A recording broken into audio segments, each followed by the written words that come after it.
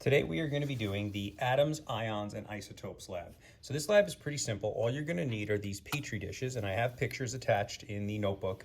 So that way if we can't be present, then we can do it virtually. So this lab is good for both uses.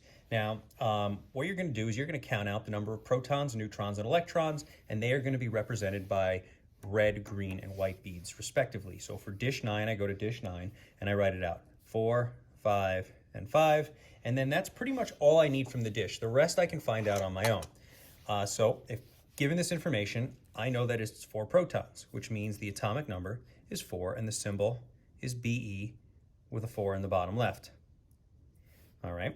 And then the next thing I can figure out if I want is I can figure out the mass. Protons and neutrons added together equals the mass. So this thing weighs 9, which means I can put a 9 in the top left-hand corner for the mass, and I can even write out the formal name.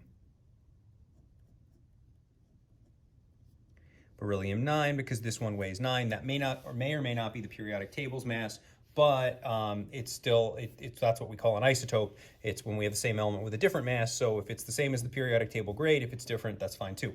And then the last bit is going to be the charge. So P minus E equals C. So 4 minus 5 equals -1. You can write the charge as a -1. You could put the negative here, or you could put the full -1, which is what I recommend doing.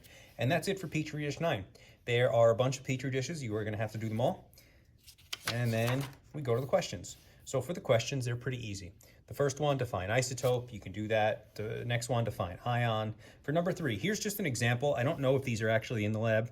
I don't have an answer key in front of me, but so an example of how you're going to list all the isotopes. So we know what isotopes are. I spoke about it in the beginning. So you're going to go through and find all of the different elements with, find all the examples where you have the same element and a different mass, and just list them like this. So if here's 2 versions of carbon, you would just write, here's one version, here's the other. So in order to be isotopes, you're going to have doubles of them. So if there's only one element in this lab, then you're not going to list it as an isotope. Now, granted, it may be an isotope for the periodic table, but in order to really have an isotope, you need to have the same element with a different mass. So you're going to have to go through all 30 Petri dishes and see which ones have duplicate elements, but also have different masses on those duplicate elements, and then you can list them like that.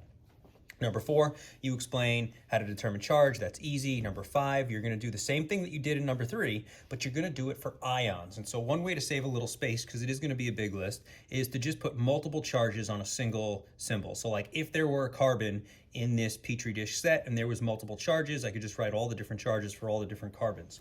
And that's going to be a list of all the ions. And so it'll be a big list. You'll have to go through it.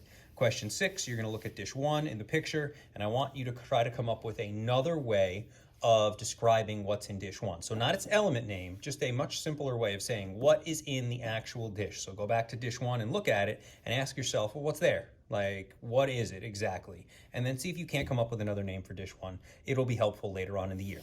When we get to the back of this, what we're going to be doing is we're just going to be doing the same thing that we did, but in reverse. So there's no Petri dishes here. What you're going to do is you're going to take these symbols, and then you're going to figure out all the information. I'll do one with you, and then it's pretty simple. So oxygen this is O. It weighs 18, which is different from the periodic table, and it has a -2 charge. So my formal name, oxygen 18. Now, if I had my periodic table out, I could look and say, well, oxygen is atomic number 8, so I can put the 8 down there, which would make my life a little bit easier, mainly because I'm going to be able to figure out the rest of it a little bit faster. But that's pretty much it. So mass, easy. 18. Atomic number, 8. That's why I wrote it in. Number of protons, well, that's the same as the atomic number. Neutrons, I subtract 18 minus 8, 10. Number of electrons, I don't know. I do P minus E equals C every time. And in this case, I have 8 protons. I want the electrons, and I know my charge is -2 because it says it right there. So my total electrons is also going to be 10. And then my charge, -2.